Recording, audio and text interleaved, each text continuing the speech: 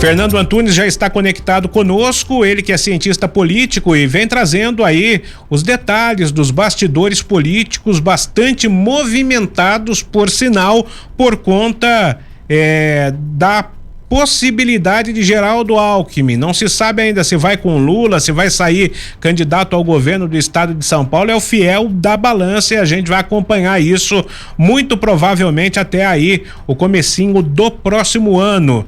Tem também uma movimentação do Gilberto Kassab, porque ele é o presidente, é o cacique lá de um partido importante, o PSD, e o PSD tem uma das, se não a maior bancada, uma das maiores bancadas da Câmara Federal. O Fernando já vai falar sobre isso conosco, mas nesse clima natalino, né, Fernando? Eu começo te perguntando o seguinte: o que você pediria ao Papai Noel se ele fosse presidente, hein, Fernando? Boa tarde. Boa tarde, Jesse, boa tarde, Nayara, boa tarde a todos os ouvintes da 012 News. A gente aproveita um pouco desse momento natalino, né, e faz essa provocação a quem nos acompanha. Se o Papai Noel fosse um presidente, o que você pediria para ele de Natal? E essa brincadeira, ela traz uma reflexão importante de que possivelmente essas respostas que a gente vai dar, a chance dela não ser exatamente aquilo que os políticos estão fazendo para as pessoas é grande.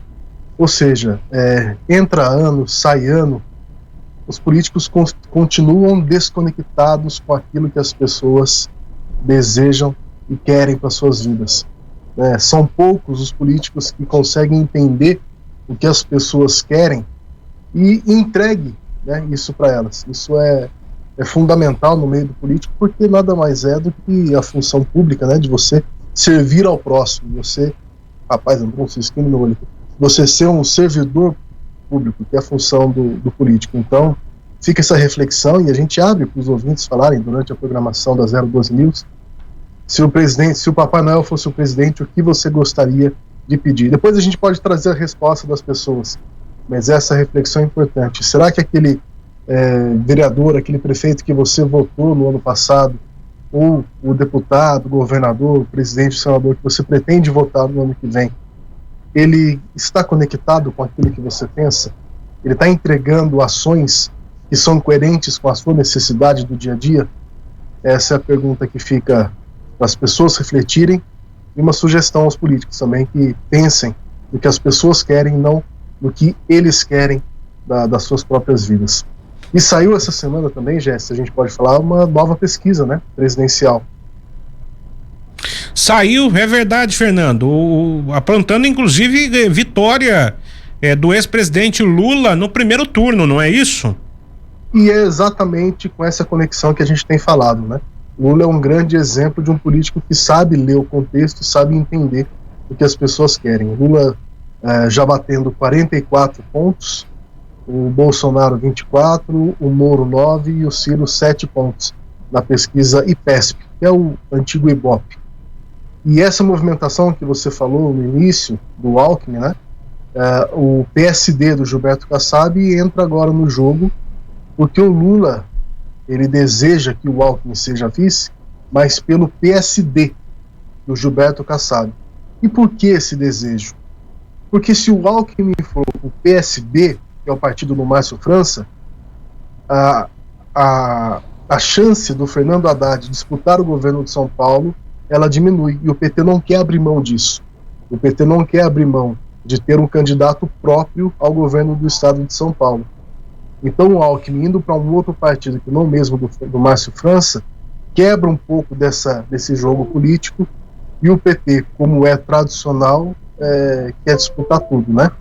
O PT, historicamente, e o PSDB também, quer ser protagonista de tudo. Ele quer o apoio de todos, mas ele não apoia ninguém, né? Então, esse método histórico do PT, a gente vê agora também nessa ida do Alckmin, que é o que pode dificultar um pouco e pode melar um pouco dessa negociação, essa entrada do Kassab, que tende a ficar com o Lula em 2022. Tava vendo o noticiário político agora há pouco aqui, na Globo News, e a Sadi, né, que é uma pessoa muito bem informada em relação ao bastidor político, a Andréa Sadi. Andréa Sadi. Isso, e ela estava contando aqui que há um racha já, inclusive aí, em relação a esse namoro do Bolsonaro com o Partido Liberal, com o PL.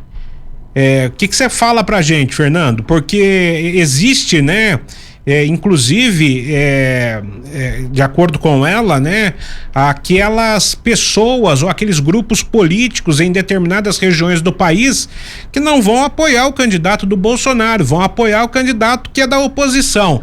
E daí fica complicado, hein, Fernando? Essa é a dificuldade que se criou desde o início dessa conversa entre o PL e o Bolsonaro. Eu não sei exatamente o que a Andréa trouxe, mas essa dificuldade do PL em apoiar 100% com todos os seus filiados e políticos do presidente Jair Bolsonaro, isso ocorre desde o início do namoro, como o Bolsonaro gosta de dizer, né?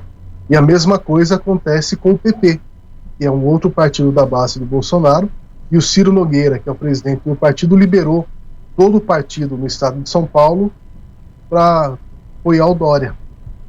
Então, existem essas alianças fora da esfera federal, né, essas alianças regionais, e elas não fazem sentido quando você olha a questão do presidencial.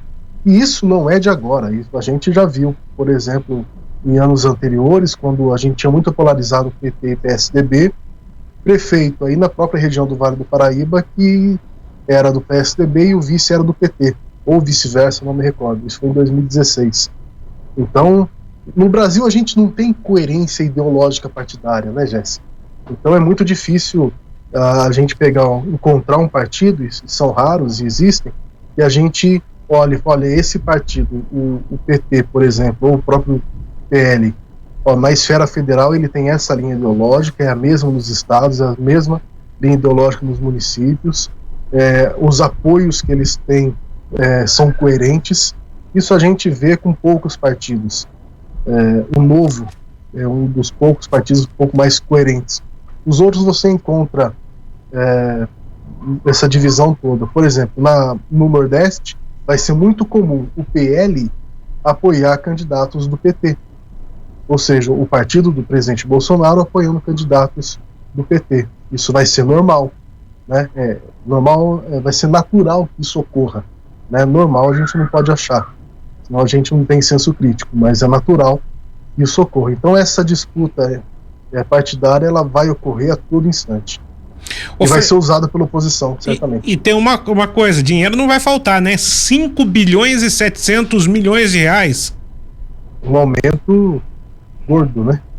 Recheado para o Natal dos partidos. Era de 2,1, se eu não me engano, de bilhões, e teve esse aumento que o Bolsonaro vetou e a Câmara derrubou o veto. Então, os partidos terão 5,7 bilhões para gastar. Só o PSL, o antigo partido do Bolsonaro, vai ter quase 1 bilhão. 932, se eu não me engano, milhões que o PSL vai ter para usar na eleição. Se a gente pensa, né, Jéssica, um pouquinho de senso crítico, a gente vê que beira um absurdo, né? Eu até acho que você ter dinheiro público para você ter uma democracia um pouco mais forte e não depender de empresários, acho que até pode ser um caminho. Se não o ideal, mas pode ser um caminho. Mas não com esse exagero. Quase 6 bilhões num ano ainda de pandemia que a gente vive, com tanta dificuldade, com o orçamento sendo esmagado, encontrando brechas que são ali duvidosas do ponto de vista jurídico, para você criar um Auxílio Brasil de R$400 para as pessoas, você pegar, esse 6 bilhões vamos gastar para fazer material de propaganda política. É complicado. Não tenha dúvida, Fernando, em relação a isso, e a gente vai acompanhar muitos detalhes, né? Fernando, ao longo do tempo, vai dando aqui, de repente pode até falar como é que esse dinheiro do fundo ele é dividido entre os estados, os diretórios, né, dos partidos. Mas isso fica para uma outra ocasião. Fernando, um grande abraço, obrigado pela presença. Você volta ainda ou vai viajar? vou ficar aqui no Natal e Réveillon, tá trabalhando direto. Se tiver programa aí, pode contar comigo que eu vou estar para cá trabalhando. Show de bola, obrigado pela atenção. Fernando Antunes participando conosco, cientista político, contando um pouco do bastidor, né, para que você comece a ficar por dentro do que vai rolar em outubro do ano que vem, quando acontecem o primeiro e o segundo turnos das eleições para presidente da República, governador, deputados e também senadores.